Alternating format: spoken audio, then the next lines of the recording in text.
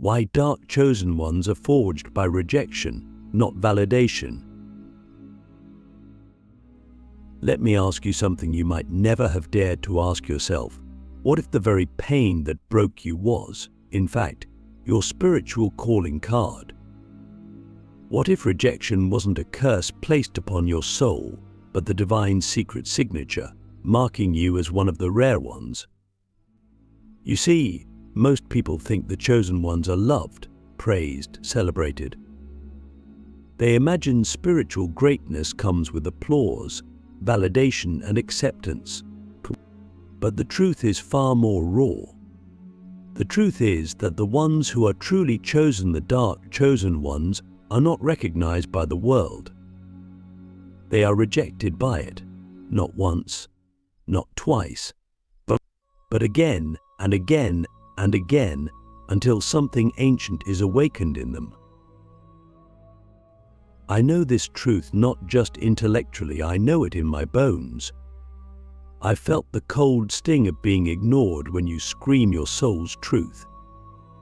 I've tasted the bitter silence that follows when you open your heart to others, only to be met with blank stares or mockery. And I've stood in that spiritual void, wondering if maybe I was never meant to belong. Sound familiar? If it does, keep listening. You're not broken.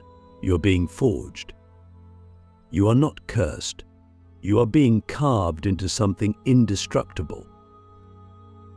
Click subscribe to this channel to get more profound spiritual lesson. Rejection is not the opposite of validation. It is its crucible. When you are validated, your ego inflates. You feel good, yes, but it's a surface-level high, like sugar for the soul. It gives you a quick hit of dopamine, but it doesn't transform you. It confirms who you already are, but rejection shatters who you thought you were. It breaks the mask. It burns your illusions to the ground. And in that sacred fire, if you dare to breathe through the smoke and stand still in the ashes, you will begin to see your real self emerge. So what is a dark chosen one? It's not someone who wears black or meditates in a cave. It's not a label. It's a frequency. It's a soul that has been initiated by darkness, by betrayal, by abandonment, and instead of collapsing, it awakened. A dark chosen one doesn't seek approval. They transcend it. They've been outside the gates of the human tribe. They've seen what's behind the curtain. They've had to learn how to build their own fire in the cold. You don't become spiritually powerful by being loved. You become powerful by being rejected and rising anyway. Think about every spiritual master, every prophet, every seer who ever truly changed the world. Were they embraced? No, they were exiled, crucified, mocked. They weren't invited to the table, they flipped the table. And why? Because they carried a light that burned too bright for the comfort of those still asleep. And that's what rejection does. It shows you you're not here to fit in. You're here to wake people up. And that, my friend, is a lonely path until it isn't. But let's go deeper. Rejection is not just a social experience. It's an energetic event. It's your soul brushing up against the edges of the matrix. When you get rejected, it's often because your frequency is no longer compatible with the illusions around you. You're too real, too raw, too awake. So the system ejects you. The people who once praised you now avoid you. The relationships that once felt like home now feel suffocating. Why? Because you've outgrown the lie. And when you outgrow the lie has no choice but to push you out. Now here's where most people fail. They take rejection personally. They think it means they're not enough. They internalize it, and in doing so, they dim their light just to be seen again. But here's the paradox. The moment you dim your light to be accepted, you reject yourself. And that self-rejection is far more dangerous than any external dismissal. That's when the real darkness sets in, not because others abandoned you, but because you abandoned you. So what should you do instead? You lean in. You make rejection your dojo. You make it your sacred fire. You sit in the discomfort and you listen. What is this rejection telling me? What part of me is dying?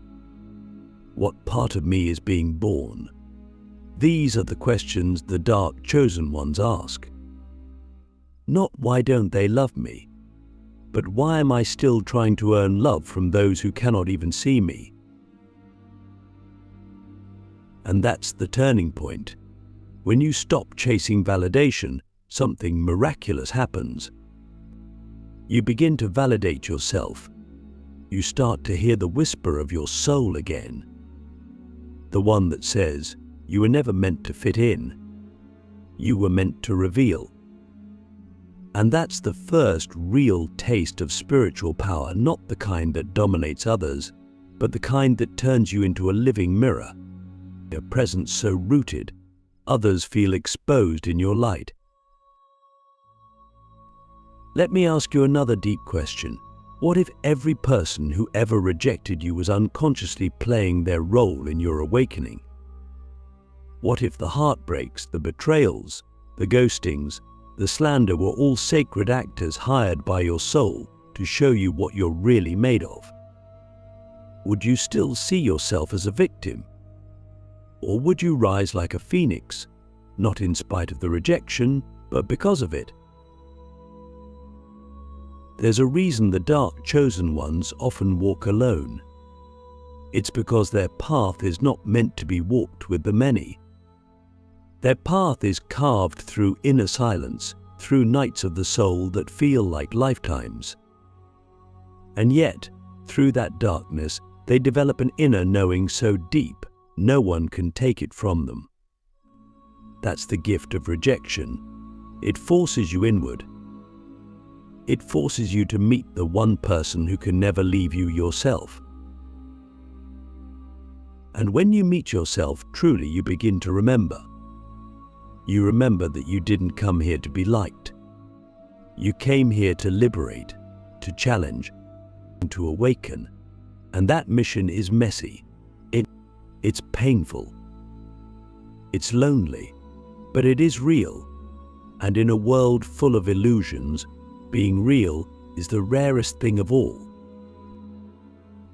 So if you're going through rejection right now, stop seeing it as a closed door. Start seeing it as a threshold, a test, a rite of passage. The universe is not punishing you. It is preparing you, tempering you like steel. You are being trained in the art of detachment, in the mastery of your own energy. And when the training is complete, you'll walk into rooms with a presence so undeniable, people will feel you before they even see you. Not because you're loud, but because you become a force. And forces do not need permission to exist. They simply are. This is just the beginning. If this part has already stirred something ancient in your spirit, then the next part will go even deeper into the hidden mechanics of why rejection is not only your teacher, but your portal to mastery. The alchemy of pain, how rejection transforms you into a spiritual weapon. There comes a moment in every dark chosen one's journey where the rejection becomes too loud to ignore, too consistent to be dismissed as coincidence. You begin to notice a pattern. Friendships disintegrate, or opportunities slip through your fingers just as you're about to grasp them. People misunderstand you, fear you, twist your words. And at first, It feels like punishment. But then, if you're brave enough to look beneath the surface, you begin to see the pattern for what it truly is: a sacred design. A divine hand shaping your soul through pain, chiseling away your false identities until only truth remains. Pain, when resisted, becomes poison, but pain, when embraced, becomes power. This is the secret the world forgets to tell you: that the very thing meant to destroy you can be transmuted into spiritual gold. That rejection, when alchemized, becomes the sharpest blade in your arsenal. It cuts through illusion. It severs the cords of dependence. But it forces you to dig deep and find a source of validation that no one can take from you. And in that space, beyond approval, beyond applause, you become dangerous in the best way possible. You become sovereign. Let me put it this way: rejection is not the enemy, but it is the sculptor. Every time someone walks away from you, something false falls off. Every time you're excluded, you're being isolated on purpose so you can hear the voice of your soul without interruption. Every betrayal is a redirection. Every door slammed shut is a cosmic reroute to something higher. But we miss the lesson because we cling to what was. We beg for crumbs of affection from people who cannot even feed themselves. We wear masks just to be invited to tables where nothing nourishing is ever served. Why do we do this? Because we were conditioned to believe that worth comes from being wanted. That being chosen by others is proof that we matter. But what if I told you that the real power comes from choosing yourself, especially when no one else does? That is the moment you stop waiting for the world to anoint you and you anoint yourself. That is the moment you shift from seeking to creating, from reacting to commanding, and the energy that is born in that moment. It's not soft, it's not palatable, it's divine fire. And it burns down everything that is not rooted in truth. Spiritual warriors are not forged in comfort. They are forged in rejection, in loneliness, in the silence after betrayal. That's where the real training happens. That's where you learn to transmute pain into wisdom, heartbreak into vision, and isolation into intimacy with the divine. You stop asking, why me? And start asking, what am I being prepared for?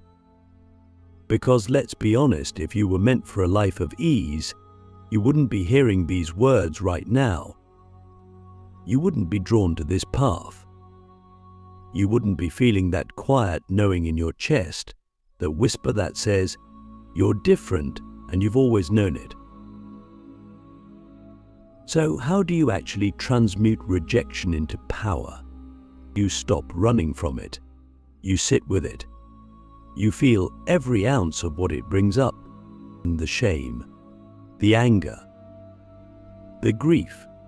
You don't bypass it with affirmations. You don't numb it with distractions.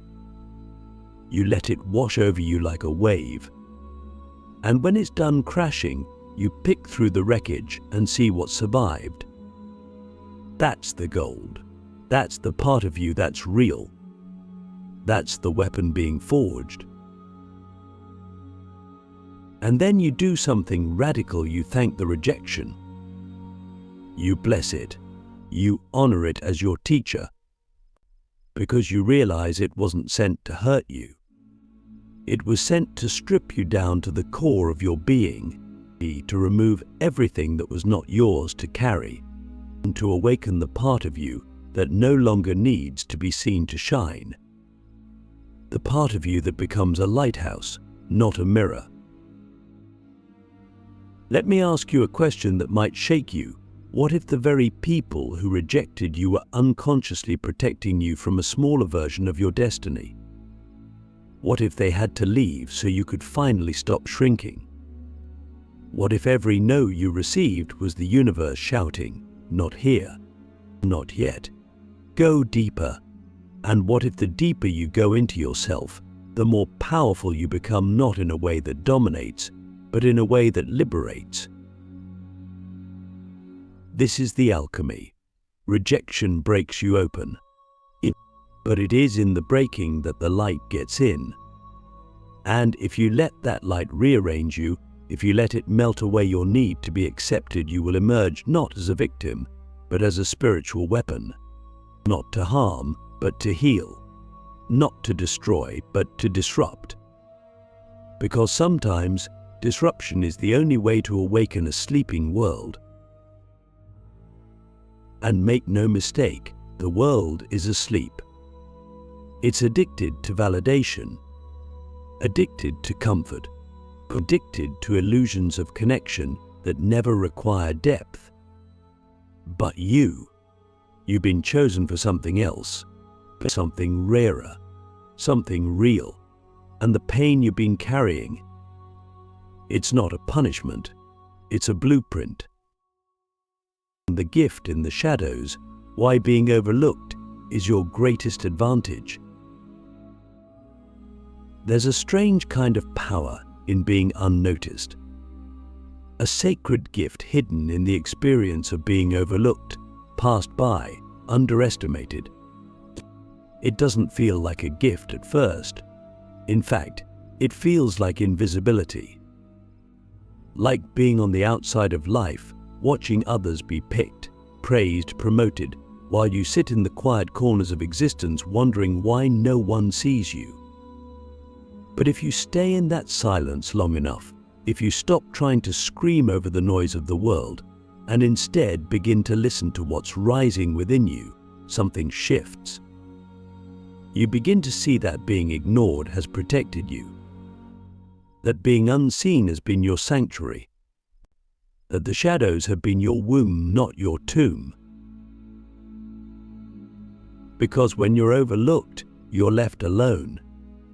And when you're alone, you're free from performance. You're free from the pressure to conform, to please, to mold yourself into someone else's image. You become invisible to the world so you can finally become visible to yourself. And in that hidden space, you begin to build something that no one can take from you: depth. Depth of vision, depth of emotion, depth of soul. While others chase surface-level validation, you're digging tunnels beneath the surface, discovering gold veins of wisdom, insight, and spiritual strength. Here's the paradox. Being chosen by the world often robs you of the chance to choose yourself. But being overlooked, that's the invitation. That's the divine opportunity to go inward and ask the question most people run from. Who am I when no one is watching? Who am I when there's no applause, no audience, no affirmation? That's when you meet your real self, the one who doesn't need to perform, impress, or fit in. And let me tell you something few will dare to admit. The ones who rise in silence are the most unstoppable. Because they weren't shaped by the opinions of others. They weren't given shortcuts. They had to earn every inch of their power by facing themselves in the mirror, day after day, without distraction. They had to become their own witness, their own healer, their own guide. And when you do that, when you cultivate that kind of inner clarity, no amount of external noise can sway you. So if you've been feeling forgotten, left out, invisible, good, that means you're in the forge. That means you're being stripped of all the layers that were never really yours to begin with. You're not behind. You're underground. You're not late. You're being refined. Think of it like this: seeds grow in darkness, but diamonds are formed under pressure. Stars are born in the void of space. And you are becoming something so rare, so radiant, that the world doesn't even have the language for you yet. And that's why you've been hidden. Not because you're unworthy, but because your timing is sacred. You're not meant to bloom in spring like everyone else. You're meant to erupt like a volcano, unexpected and undeniable, when the world least expects you. And when you do, you won't come seeking validation. You'll come bearing truth. And truth doesn't knock, it kicks down doors. It doesn't ask for permission. It rearranges reality. But here's the question you must ask yourself now. Can you stay faithful to your becoming, even when no one is watching? Can you keep building your inner empire, brick by brick, when the world offers you no applause? Because that's the test. That's the measure of one who is truly chosen not by the world, but by their own soul. The dark chosen ones don't wait to be seen. They see themselves, and in doing so they awaken others, not through force, but through the sheer gravity of their presence. So don't run from the shadows. Don't curse the silence.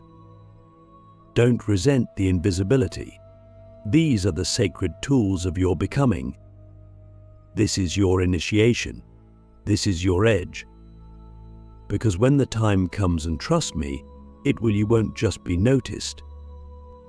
You'll be remembered, not for how loud you were, but for how deep you went. Not for how many followed you, but for how many you freed. The final trial, how to harness rejection as the fuel for your spiritual empire. There comes a point where all the pain, all the rejection, all the silence crystallizes into something unshakable. A point where you stop asking for a seat at the table and realize you were meant to build your own.